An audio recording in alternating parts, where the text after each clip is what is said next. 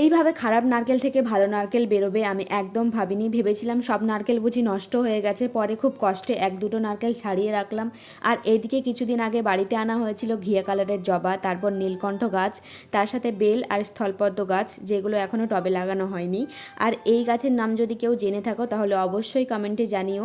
এরপর উচ্ছে গাছ থেকে দুটো উচ্ছে তুলে নিলাম। আর এখন যে আকাশের অবস্থা, যখন তখন বৃষ্টি প্রায় নেমে আসে, তাই সব জামা কাপড় ছাদে দিয়ে দিলাম। তো ছাদে খুব সুন্দর বাতাস বইছিল, তাই কিছুক্ষণ হাঁটাচলা করছিলাম।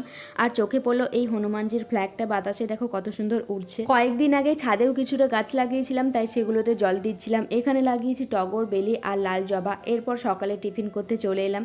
ফ্রিজে দেখলাম দই, তাই ভাবলাম চলো দই দিয়ে লুচি খাই। তাই ময়দার সাথে মেখে লুচি করলাম। আর লুচিগুলো কিন্তু খুব ভালো ফুলেছিল, সাথে খেতেও খুব ভালো হয়েছিল। এবারে আসলাম দুপুরের রান্নায়। আজকে হবে টক ডাল, সাথে কাঁকরোল আলুর ভাজা। তো আজকে এই পর্যন্ত রাখলাম। ভিডিওটা তোমাদের কেমন লাগলো জানিও, ভালো লাগলে লাইক কমেন্ট করে যেও।